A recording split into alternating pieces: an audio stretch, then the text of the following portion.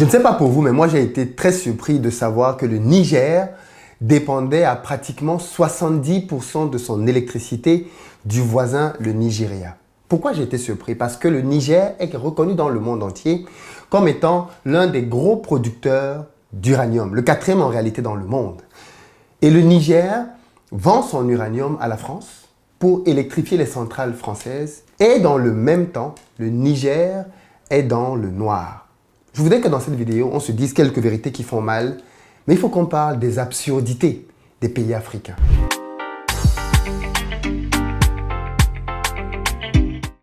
Salut à toi et bienvenue sur ma chaîne, moi c'est Philippe Simo. Et ici je te parle de business, de mindset, de développement de l'Afrique parce que notre génération va être la génération du changement. Donc si tu es nouveau ici, abonne-toi pour faire partie de cette belle aventure. Pour ceux d'entre vous qui êtes en Côte d'Ivoire ou qui arrivez prochainement à Abidjan, vous le savez déjà, nous avons sur place une société de location de voitures et nous mettons à votre disposition pick-up, SUV, berline, avec ou sans chauffeur, en fonction de votre budget. Donc vous nous contactez au numéro qui s'affiche. Si vous recherchez plutôt un appartement pour votre séjour, en barre de description, vous avez le lien pour un appartement de très bon standing, proche de toutes les commodités.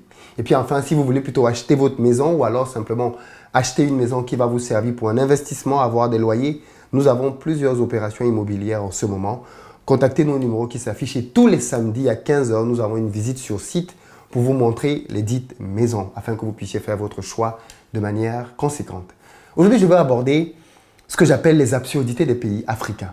Comment expliquer que le Niger, qui est lui-même propriétaire de l'uranium qu'il exporte auprès de la France, n'ait pas d'électricité chez lui?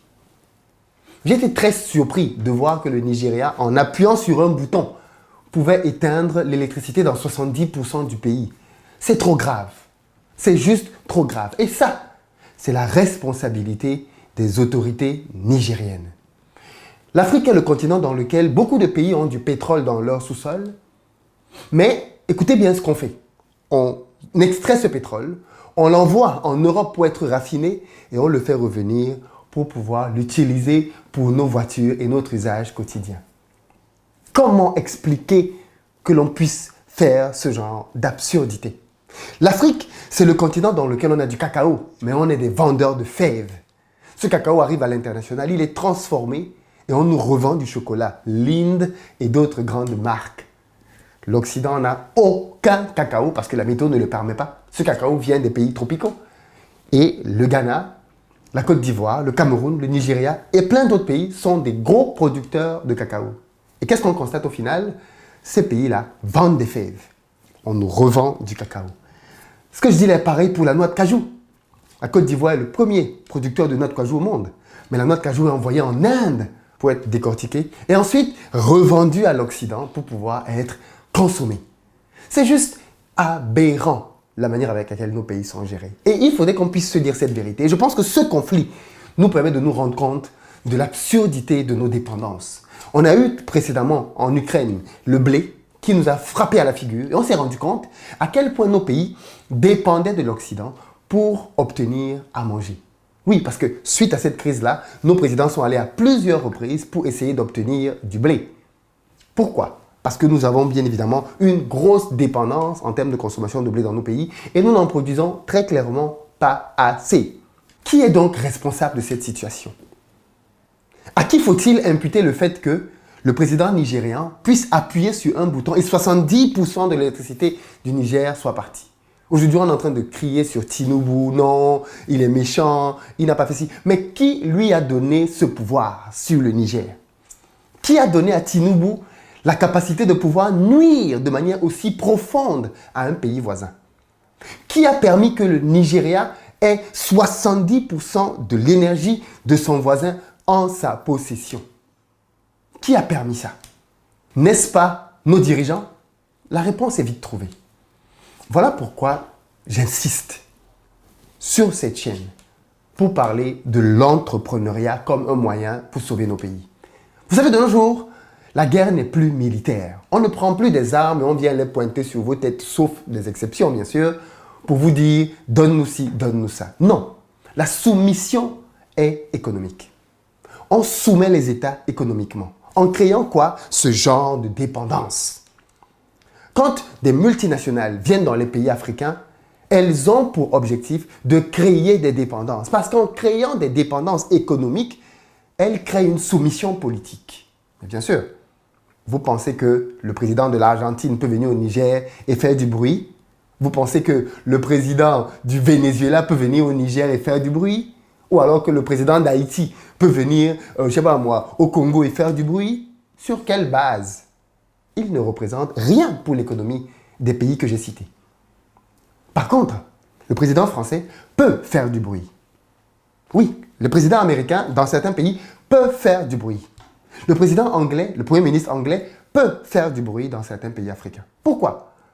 Parce que ces différents pays ont créé des dépendances économiques. Ces différents pays ont des champions nationaux dans nos pays qui font que nous dépendons d'eux et nous ne pouvons pas nous passer du jour au lendemain. Tu ne peux pas te passer du jour au lendemain du blé russe ou ukrainien. La preuve, depuis le conflit russo-ukrainien, nos pays sont constamment en train d'essayer de trouver des voies et moyens d'obtenir du blé pour nourrir leur population. Donc, il est donc évident, il est donc flagrant que ce type de dépendance sont un moyen très clair par lequel on obtient la soumission des pays. Parce que très clairement, si c'est moi qui nourris ton pays, si c'est moi qui électrifie ton pays, si c'est moi qui donne de l'eau à ton pays, si c'est moi qui permet à ton pays d'avoir de l'éducation, d'avoir Internet, ainsi de suite, vous devenez dépendant. Voilà pourquoi il est donc importantissime que les Africains créent des entreprises. Voilà pourquoi il est importantissime que nous prenions en charge nos propres économies. Tant qu'on ne change pas ce rapport, on peut faire ce qu'on veut. On peut boycotter tout ce que vous voulez. On peut crier sur Internet. On peut faire toutes les marches, tous les sittings. À la fin de la journée, tu dois manger, boire, dormir. Et si celui qui te donne à manger est à l'étranger, il te tient. Il te tient. Si ce n'était pas encore évident pour vous, il est plus que temps que la diaspora se mobilise pour créer des business qui vont faire de la substitution. On ne peut pas demander aux pays africains de boycotter des multinationales si nous n'avons pas d'alternative. On ne peut pas demander à des multinationales de partir du jour au lendemain, alors même qu'elles tiennent des pans importants des économies africaines, si les Africains ne créent pas des entreprises qui vont apporter des alternatives. Voilà pourquoi il est plus qu'urgent que cette année, nous remplissions le Palais des Congrès de Paris pour l'édition 2 de Back to Africa. Back to Africa, c'est le forum pour la diaspora qui veut rentrer faire du business en Afrique. Peu importe à quel stade est la maturité de ton projet, que tu aies déjà une idée précise ou alors que tu n'en aies pas, Back to Africa est l'événement qui va te permettre de trouver les bonnes idées. Que tu aies trouvé le pays dans lequel tu dois rentrer ou pas encore, Back to Africa va te permettre de trouver le pays vers lequel rentrer faire ton business.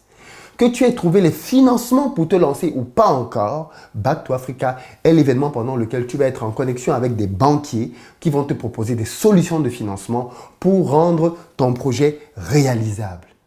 Back to Africa, c'est l'événement qui vient répondre à tous les blocages de la diaspora pour rentrer, lancer des projets sur le continent. Et plus nous serons nombreux, et plus nous pourrons faire des choses intéressantes. Et peut-être que vous vous dites, mais c'est utopique, ce n'est pas utopique. On a dans nos pays aujourd'hui des entreprises qui sont implantées depuis très longtemps. Prenons le cas de la cimenterie. Pendant longtemps, Lafarge avait le monopole dans plusieurs pays. Et quand on a libéralisé le secteur, qui pouvait imaginer que Lafarge pouvait être débordé ou dépassé? Mais dans plusieurs pays africains aujourd'hui, Dangote et d'autres cimenteries ont bouffé copieusement les parts de marché du groupe Lafarge. Copieusement. Copieusement. Ce que je dis là est vérifiable, c'est factuel. Dans nos pays aujourd'hui, ce qui manque souvent, ce sont des initiatives privées. Et permettez-moi de vous le dire ici. J'ai eu le retour d'une discussion avec un ministre dans laquelle le ministre disait très clairement, mais vous me demandez de ne plus m'appuyer sur des Libanais, parce que pour le coup, il parlait des Libanais dans ce pays-là. Vous me demandez de ne plus m'appuyer sur des Libanais. Mais où sont les locaux qui vont apporter de l'alternative? Vous voulez que j'empêche aux Libanais de produire de l'huile, parce que c'était dans le secteur de l'huile. Vous voulez que je puisse refuser les faveurs aux Libanais qu'ils demandent. Mais si je les lui refuse, qui va garantir la production en huile dont le pays a besoin? Parce que s'il n'y a pas de l'huile sur les marchés, demain on a une émeute. Demain on a les populations qui sont dans la rue parce qu'elles veulent de l'huile. Voilà comment nos pays sont tenus, par des industriels. Parce que nous ne jouons pas notre rôle.